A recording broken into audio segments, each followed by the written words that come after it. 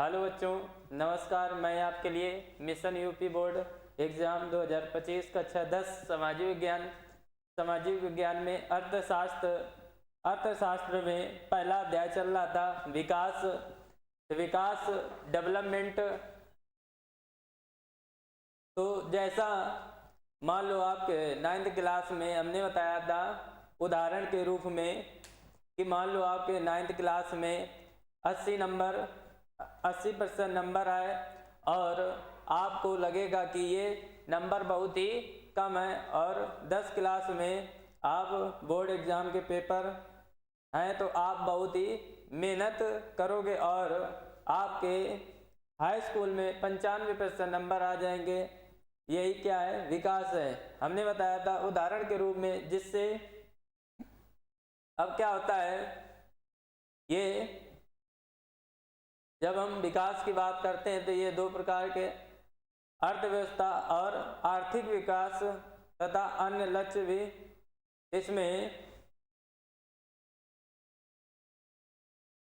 इसमें आज दीर्घोत्तरीय प्रश्न है।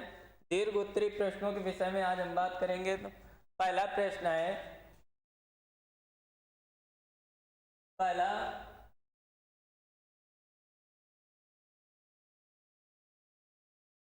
पहला प्रश्न है, विश्व बैंक विभिन्न वर्गों का वर्गीकरण करने के लिए किस प्रमुख मापदंड का प्रयोग करता है? मापदंड की अगर कोई है तो सीमाएं क्या हैं? इसमें जो विश्व बैंक है, वर्ल्ड बैंक, विश्व बैंक विभिन्न वर्गों का वर्गीकरण करने के लिए किसी देश की आय को प्रमुख मापदंड मानता है। जो किसी देश की क्या होगी? आय जो लोग क्या करेंगे, लोगों की जो आय है, जिन देशों की आय अधिक है उन्हें अधिक विकसित समझा जाता है। जिस देश में अधिक आय है उसे क्या समझा जाता है? अधिक विकसित देश समझा जाता है। विकसित देश समझा जाता है और कम आय के देशों को हम कम विकसित देश मानते हैं। जिस देश में कम आय है उस देश को हम कम विकसित देश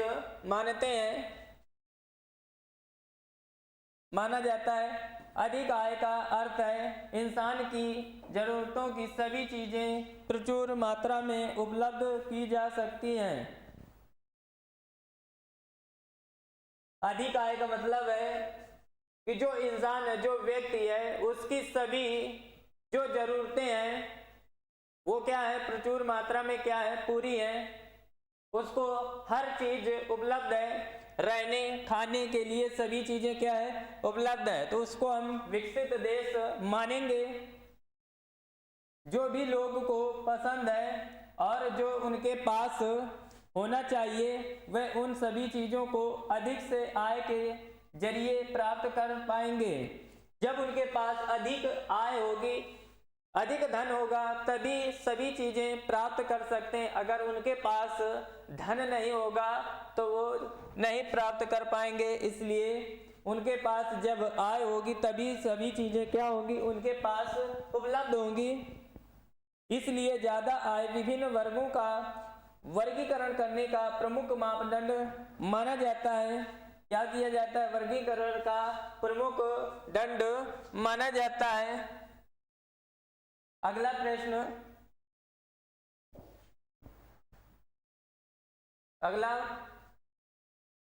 विश्व बैंक विश्व विकास रिपोर्ट के अनुसार देशों का वर्गीकरण करने में इस मापदंड का प्रयोग किया गया।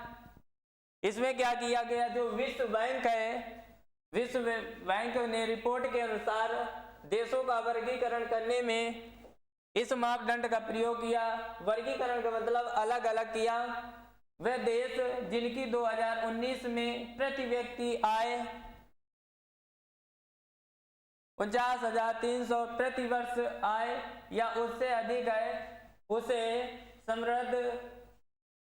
समृद्ध देश और वे देश जिनकी प्रति व्यक्ति आय 2500 प्रति वर्ष आय जिससे कम है उन्हें निम्न आय वाला देश कहा जाता है। भारत के मध्य आय के देशों को में आता है। भारत जो है ये बीच में माना जाता है। मध्य का मतलब बीचों बीच, ये ना ज़्यादा विकसित है और ना ही ज़्यादा कमजोर देश है आय में, क्योंकि उसकी प्रति व्यक्ति आय 2019 में केवल 6700 प्रति वर्ष की समृद्धि देशों जिसमें मध्य पूर्व के देशों और कुछ अन्य छोटे देश शामिल नहीं है को आमतौर पर विकसित देश कहा जाता है। क्या समझा जाता है? इसे विकसित देश मानते हैं। क्या मानते हैं? विकसित देश। जो अन्य छोटे शामिल देश नहीं है उनको आमतौर पर विकसित देश माने जाते हैं। अब देखो सीमाएं क्या होती? विभिन्न देश का वर्गीकरण करने के लिए किसी देश की राष्ट्रीय आय को अच्छा मापदंड नहीं माना जा सकता है, क्योंकि विभिन्न देशों की जनसंख्या विभिन्न होती है। क्या होती है? जो जनसंख्या होती है वो क्या होती है? अलग अलग होती है। सभी देशों में किसी देश में ज़्यादा लोग होंगे और किसी देश में कम लोग होंगे। इससे क्या होगी? जो वहाँ के रहने वाले लोग हैं किसी देश में कम होंगे, किसी देश में क्या होंगे? ज़्यादा होंगे। कुल आय की कुल तुलना करने के लिए हमें पता नहीं चलेगा कि औसत व्यक्ति क्या कमा सकता है। जो औसत व्यक्ति है वो क्या कमा सकता है। इससे हमें विभिन्न देशों के लोगों की परिस्थितियों का भी पता नहीं चल पाता है। जो उनके समस्याएं हैं उनको भी हम नहीं जान पाते हैं। इसलिए राष्ट्रीय आय वर्गीकरण का अच्छा मापदंड नहीं है। ये वर्गीकरण का अच्छा मापदंड नहीं है। अब 3 नंबर प्रश्न है, विकास मापने का यूएनडीपी का मापदंड किन पहलुओं पर विश्व बैंक के मापदंड से अलग है? यह विकास की अवधारणा क्या है? सामान्यतः इसमें किन घटकों को सम्मिलित किया जाता है? तो देखो, जो विश्व बैंक का मापदंड है वो केवल आय पर आधारित है। जो विश्व बैंक है उसका क्या है? आय पर। ये क्या है? जो बैंक है ये आय पर आधारित है, क्योंकि जो बैंक होती है वो क्या करती है? उसमें केवल पैसे का ही लेन देन होता है। इस मापदंड की बहुत सी सीमाएं हैं। जो मापदंड है उसकी क्या है? बहुत सी सीमाएं हैं। आय के अतिरिक्त कई अन्य मापदंड हैं जो कि विकास मापने के लिए जरूरी है। ये क्या किए जाते हैं? इससे विकसित देश, डेवलपमेंट देश क्या किए जाते हैं? इससे मापे जाते हैं। हर देश की जो आय है उसी हिसाब से उसे विकसित देश माना जाता है। मनुष्य केवल बेहतर आय के बारे में ही नहीं सोचता, बल्कि वह अपनी सुरक्षा और दूसरे से आदर और बराबरी का व्यवहार पाना, आज़ादी आदि जैसे अन्य लक्ष्यों के बारे में भी सोचता है। केवल जो मनुष्य होता है वो केवल अपने बेहतर के लिए आय नहीं, इससे ऐसा कभी नहीं सोचता कि हमारे पास अधिक धन आए और वो धनी हो जाए, ऐसा बिल्कुल नहीं सोचता। बल्कि वह अपनी सुरक्षा भी चाहता है कि हम सुरक्षित देश में बने रहें और हमें कोई व्यक्ति परेशान न करे। इससे हम क्या रहें? सुरक्षित रह सके। और आदर हम ऐसा चाहता है जिससे हमारा दूसरा व्यक्ति जो है वो सम्मान करे और बराबरी का सम्मान हमारे साथ अच्छा व्यवहार करे। यही सोच और आज़ादी क्यों जिससे हम स्वतंत्र रहें, हम पर कोई अधिकार न कर पाए, जैसे अन्य लक्ष्यों के बारे में भी सोचता है। आगे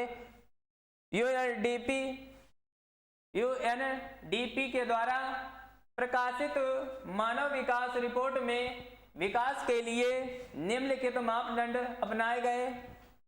तो पहला है लोगों का स्वास्थ्य, जो लोग हैं उनका स्वास्थ्य संबंधित वो सही है या स्वच्छ, इसके बारे में मानव विकास का प्रमुख मापदंड है। स्वास्थ्य या दीर्घायु विभिन्न देशों के लोगों की जीवन प्रत्याशा जितनी अधिक होगी, वह मानव विकास की दृष्टि से उतना ही अधिक विकसित देश माना जाएगा। अगर लोगों का जो जीवन है वो अधिक समय तक चलता रहेगा तो उन्हें अधिक विकसित देश माना जाता है, जिससे क्या होगा, उस देश में लोग कम बीमार होंगे और उनकी समय समय से देखभाल होती रहेगी और वह सुरक्षित बने रहेंगे, जिससे क्या होगा, उनका जो जीवन है वो अधिक समय तक चलता रहेगा। मानव विकास की दृष्टि से उतना ही अधिक विकसित देश क्या किया जाता है, माना जाता है। जब वो स्वस्थ रहेंगे तभी देश को हम क्या मानेंगे, विकसित देश मान सकते हैं। शैक्षिक स्तर, जो मानव विकास का दूसरा प्रमुख मापदंड शैक्षिक स्तर है। किसी देश में साक्षरता की दर से जितनी ज्यादा होगी वह उतना ही विकसित देश माना जाएगा। उस देश में कितने लोग, अगर उस देश में अधिक लोग पढ़े लिखे हैं तो उसे हम क्या मानेंगे, अधिक शिक्षित देश मानेंगे। अगर उस देश में अनपढ़ लोग हैं, कम पढ़े लिखे हैं, तो उन्हें हम कम विकसित देश माना जाएगा। और ये दर कम होगी तो उसे देश को अल्प विकसित कहा जाएगा, वो मतलब विकसित देश नहीं है। अगर उस देश में पढ़े लिखे नहीं है तो उसे कम विकसित मानेंगे। अगर उस देश में शिक्षित लोग हैं, सभी पढ़े लिखे हैं, तो उसे हम शिक्षित देश मानेंगे। अब देखो प्रति व्यक्ति आय, प्रति व्यक्ति मानव विकास का तीसरा मापदंड है प्रति व्यक्ति आय। जिस देश में प्रति व्यक्ति आय अधिक होगी उस देश में लोगों का जीवन स्तर भी अच्छा होगा और अच्छा जीवन स्तर विकास की पहचान है। जिस देश में प्रति व्यक्ति आय अधिक होगी, प्रति व्यक्ति हर व्यक्ति क्या होगा, अधिक से अधिक उसको क्या मिलेगा, अधिक धन होगा। उसे हम क्या, प्रति व्यक्ति स्तर क्या होगा, विकास की क्या है, पहचान है। इससे क्या होगा, जो प्रति व्यक्ति है उन प्रति व्यक्ति की आय क्या होगी, अधिक होगी। अगर कम होगी तो उसे कम विकसित मानेंगे। लोगों का जो जीवन स्तर है वो भी अच्छा नहीं होगा। अगर प्रति व्यक्ति की जो आय है वो क्या है, कम है, तो उसे हम कम विकसित देश मानेंगे। ऐसे देश को विकसित देश नहीं माना जा सकता है। अगर उसमें प्रति व्यक्ति आय कम है तो उस देश को हम शिक्षित देश नहीं मान सकते हैं। चौथा प्रश्न, हम औसत का प्रयोग क्यों करते हैं, इनके प्रयोग करने का क्या कोई सीमाएं हैं? विकास से जुड़े अपने उदाहरण देकर स्पष्ट कीजिए। इसमें देखो, औसत का प्रयोग किसी भी विषय या क्षेत्र का अनुमान विभिन्न स्तरों पर लगाने के लिए किया जाता है।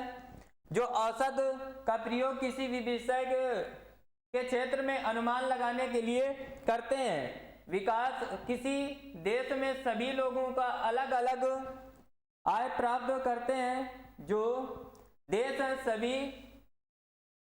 देश में रहने वाले लोग हैं वो क्या करते हैं, सभी की जो आय है, जो मेहनत या मजदूरी है वो क्या है, सभी की अलग अलग है। कोई कमा पाता है, कोई ज्यादा। देश के विकास स्तर को जानने के लिए प्रति व्यक्ति आय निकाली जाती है। अगर देश को अगर विकसित देश माना मानने के लिए हमें क्या करना पड़ेगा? प्रति व्यक्ति की आय निकालनी होगी। औसत मद से निकाली जाती है, जिससे हमें एक देश के विकसित के स्तर का पता चल जाता है। इससे पता चल जाता है कि हमें कि यह देश विकसित है कि नहीं विकसित है। किंतु औसत का प्रयोग करने में कई सीमाएं आती हैं। औसत से किसी भी चीज का सही अनुमान नहीं लगाया जा सकता है, इसमें असमानताएं छिप जाती हैं। उदाहरणतः किसी देश में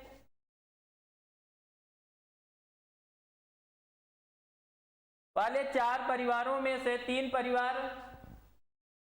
500 कमाते हैं, 500 कमाते हैं तथा एक परिवार में 48,000 कमाता है, जबकि दूसरे देश में सभी परिवार के 9,000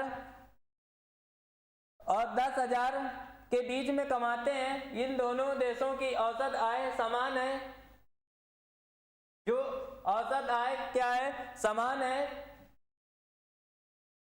किंतु देश में आर्थिक असमानता बहुत ही ज्यादा है, जबकि दूसरे देश में सभी नागरिक आर्थिक रूप से समान स्तर के हैं। इस प्रकार के औसत तुलना के लिए उपयोगी है, किंतु इससे असमानताएं छिप जाती हैं, जिससे यह पता चलता है कि आय लोगों में से किसी तरह से क्या है? विपरीत है।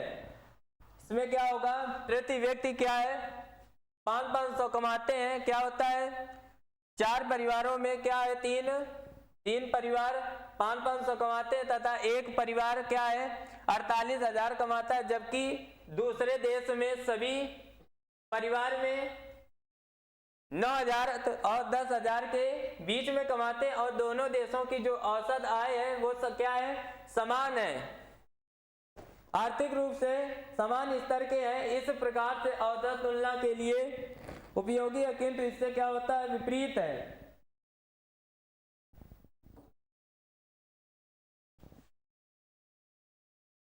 राष्ट्रीय आय प्रति व्यक्ति आय में क्या अंतर होता है? विचेतना कीजिए। राष्ट्रीय आय तथा प्रति व्यक्ति आय में भेद कीजिए। विभिन्न देशों की तुलना करने के लिए इनमें से कौन बेहतर है? तो राष्ट्रीय आय देखो, राष्ट्रीय आय अथवा लाभांश उत्पादन के संसाधन के द्वारा एक निश्चित समय में प्रातः एक वर्ष में प्रायः उत्पादन किए गए प्रत्येक पदार्थ एवं सेवा की वास्तविक शुद्ध मात्रा होती है। और प्रति व्यक्ति आय का अभिप्राय है देश के एक व्यक्ति को निश्चित समय में प्रायः एक वर्ष में प्राप्त होने वाली आय से है। राष्ट्रीय आय किसी देश में वर्ष भर उत्पादित की गई वस्तुओं का व सेवाओं के मौद्रिक मूल्य का संपूर्ण योग होती है। और किसी देश की राष्ट्रीय आय उस देश की कुल जनसंख्या से भाग देने पर हमें प्रति व्यक्ति आय प्राप्त हो जाती है। प्रति व्यक्ति आय वास्तविक आय बटे जनसंख्या का आकार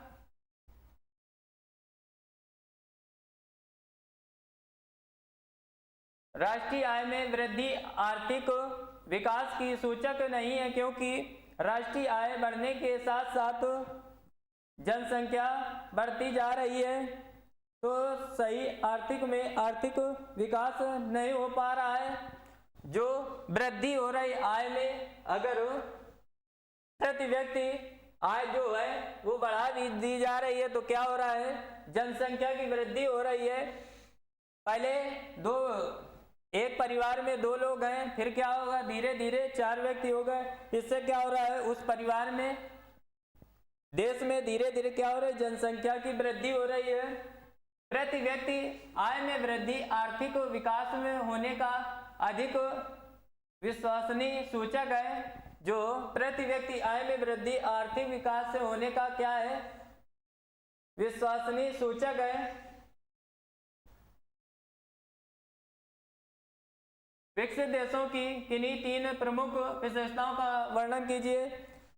तो जिन देशों में प्राकृतिक संसाधनों तथा तकनीकी ज्ञान के बल पर पर्याप्त आर्थिक विकास की लिया है उसे विकसित देश कहलाते हैं।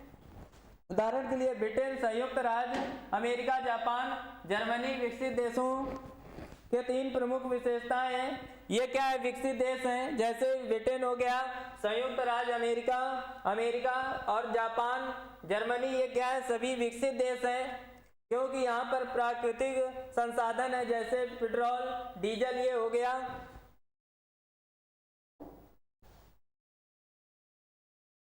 उन्नत विज्ञान तथा तकनीकी के द्वारा प्राकृतिक संसाधनों का उपयोग। प्राकृतिक संसाधन किसी भी देश के आर्थिक विकास की आधारशिलता होते हैं। पर्याप्त प्राकृतिक संसाधन देश के आर्थिक विकास की कुंजी है। विकसित देश में उन्नत विज्ञान तथा तकनीकी के द्वारा प्राकृतिक संसाधन का उपयोग करके आर्थिक विकास के लिए लक्ष्य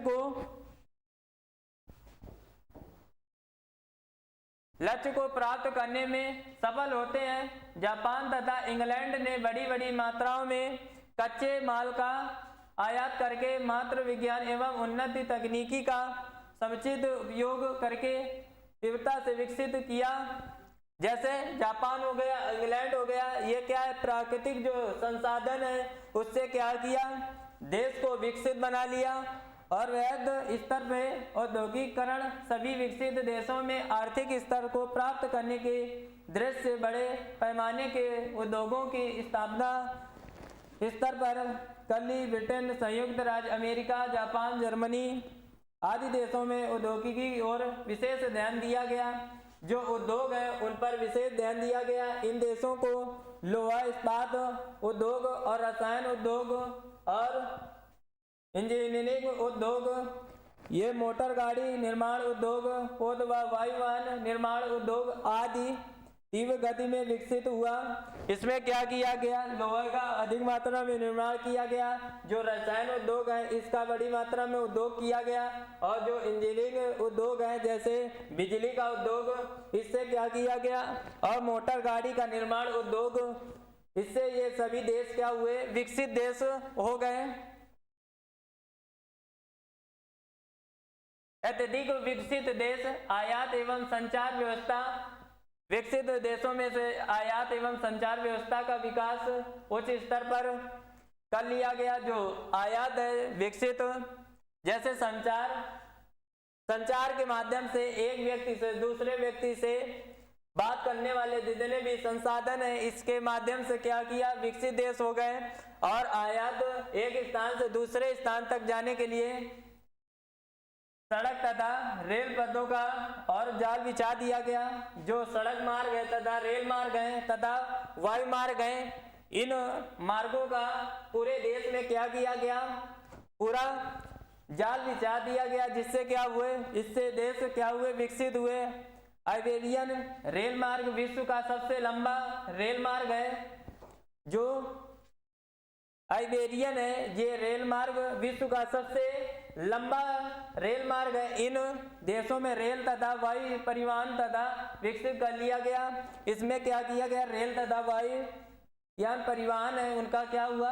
विकास कर लिया गया। जल परिवहन नदियों और झीलों के नहरों के संपन्न होता है, जिसके अतिरिक्त स्वचालित मोटर गाड़ियों और विद्युत रेलगाड़ियों, पनडुब्बियों, आधुनिक जलयानों तथा तीव्र हवाई जहाजों में भी इनको एक दूसरे से निकट ला दिया गया। इन देशों में संचार संसाधनों का भी अत्यधिक विकास हुआ।